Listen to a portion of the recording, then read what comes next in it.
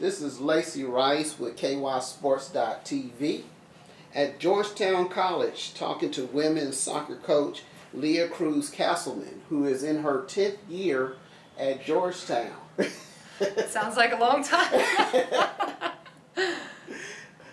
Coach Castleman is a former player at Georgetown College, and she returned to her alma mater to lead the team that she once played for.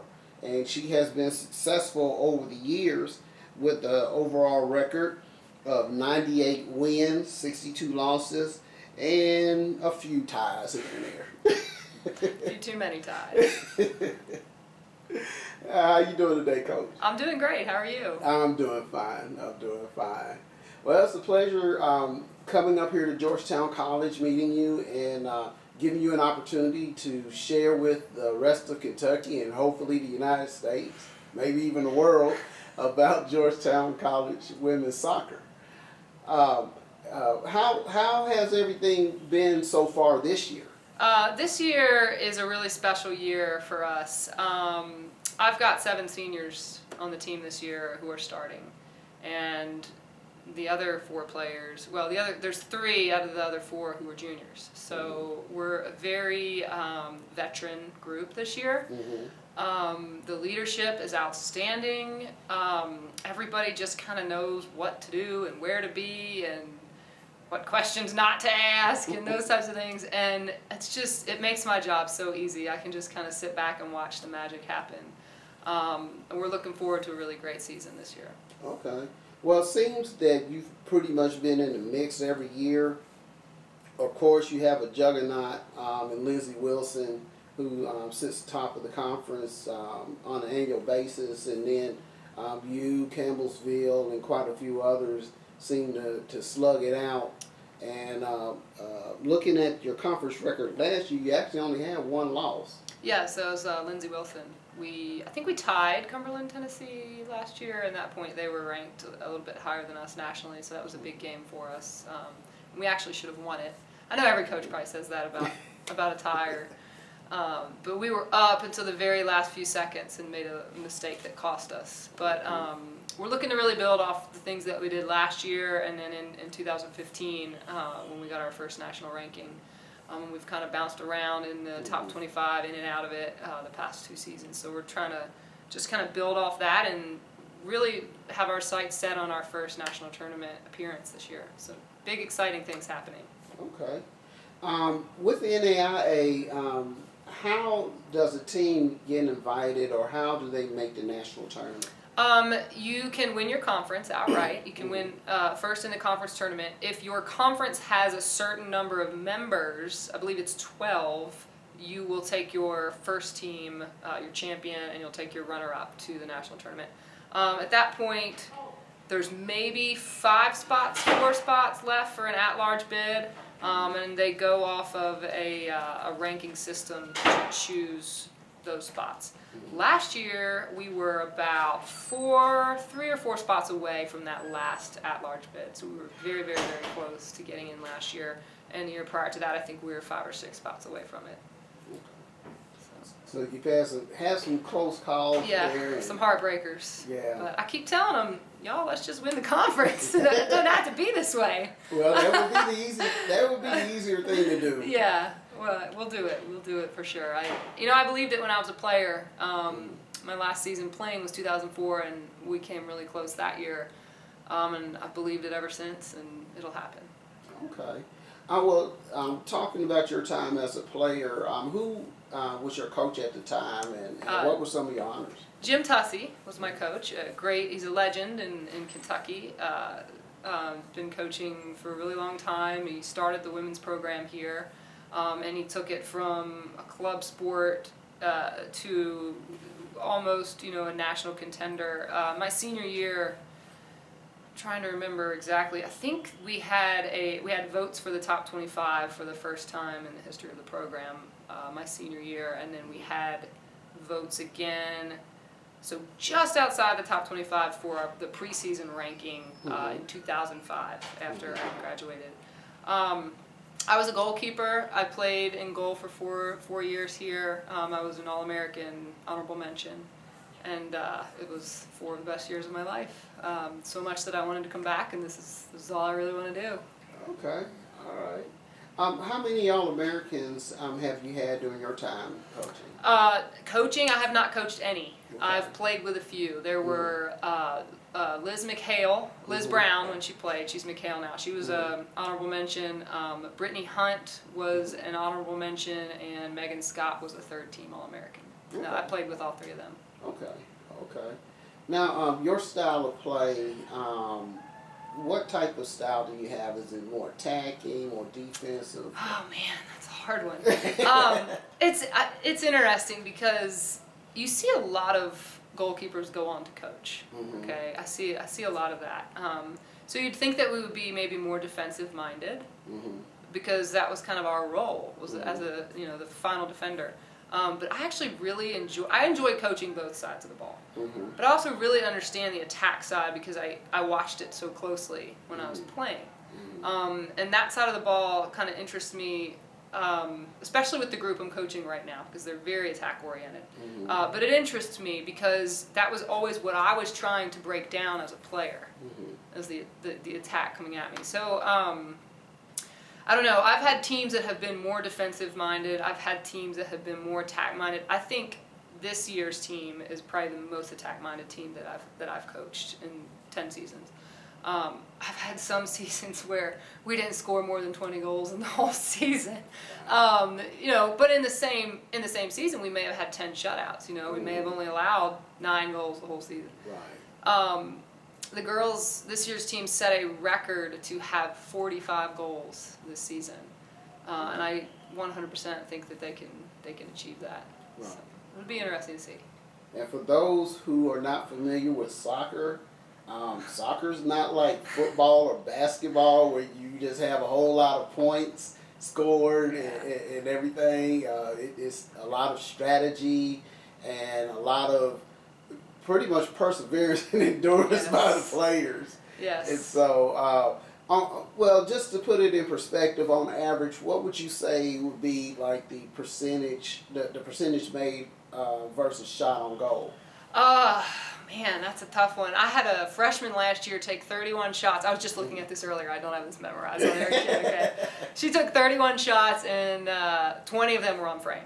Mm-hmm. Okay, our leading scorer last year was about 50%. Mm-hmm. Okay, just kind of and that's kind of probably what they shoot for, from the 50% to 75% range. Mm-hmm. Shots on goal. I would say a good striker is probably scoring 1 out of every 5 shots.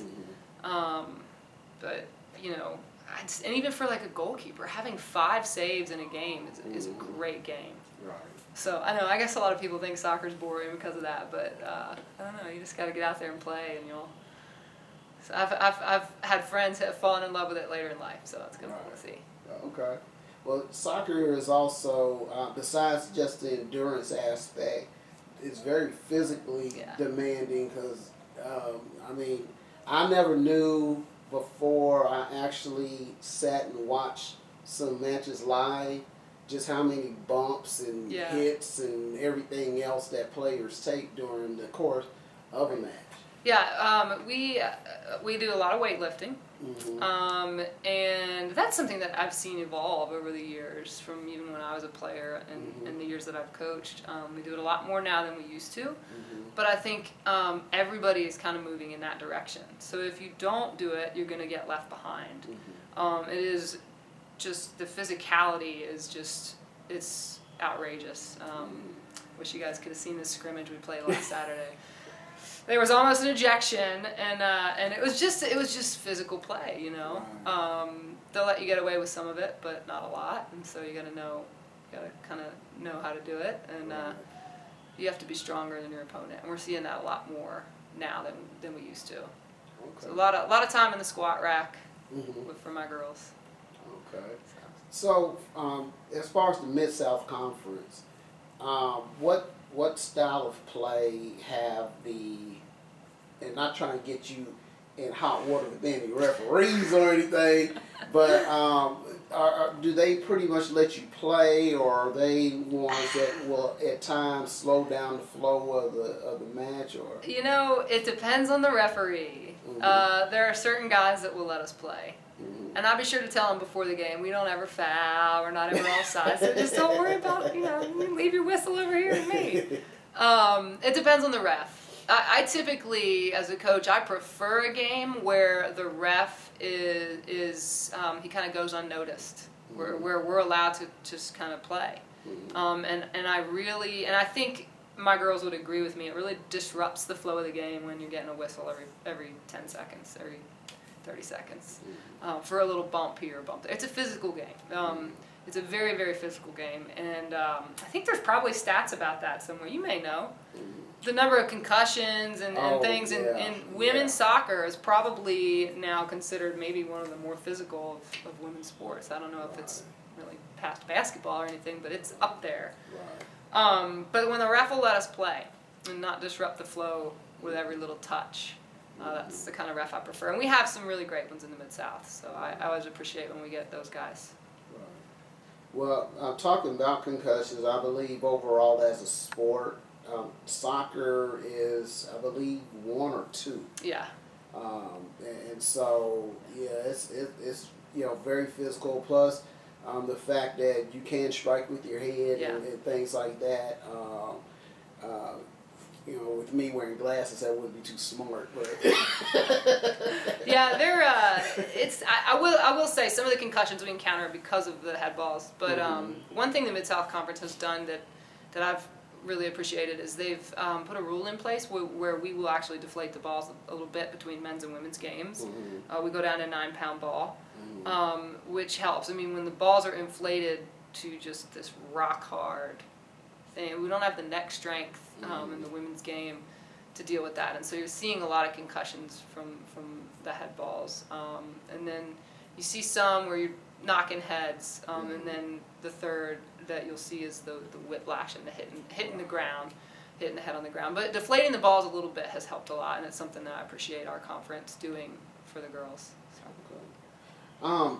Now, overall, the Mid-South Conference, as a conference, has it been one of those that have sent 2 to 3 teams to the national, or is it primarily Lizzie representing? We sent 3 teams in 2015, and we sent 2 in 2016. I think 2015 was the first time the Mid-South had sent 3. Now, I would say for the size of our conference, we're probably the top, one of the top. One of the Southern conferences typically sends 3. It's the conference with Mobile, Alabama. I think Martin Methodist maybe in there, William Carey in Mississippi, I believe. They typically send 3, but that's probably your strongest conference. So for sending 3 in 2015 was huge for us. Should be 3 again this year. Okay. Well, looking at your roster, it seemed like your roster is primarily Kentucky. Yes, it is. I think I got 1 Ohio, 1 Florida, 1 California, and a bunch of Kentucky girls. Okay. Yeah. So, have you seen the level of play across the state just rise? And since I've been coaching, yeah. It's funny. I typically recruit out of Louisville in the greater Cincinnati area, so northern Kentucky. And there's very quality soccer in both of those 2 areas. Always has been. So I don't know how much it's really risen in some of the rural areas. I don't get as many girls from the rural areas. Louisville, Cincinnati, Lexington are my primary recruiting areas where soccer's always been powerhouse. So it's hard to say. But I've had some girls come into camps and things from all over the state of Kentucky, and it's fun to see the level, across the state and how it's coming along. Okay. Well, now, if a young lady wants to come from, let's say, a smaller county from out of Kentucky, or even like Eastern Kentucky, Western Kentucky, Southern Kentucky, what would you prefer them to do? Just contact you directly, send tape? I prefer text message or a phone call. I'm kind of old-fashioned when it comes to that.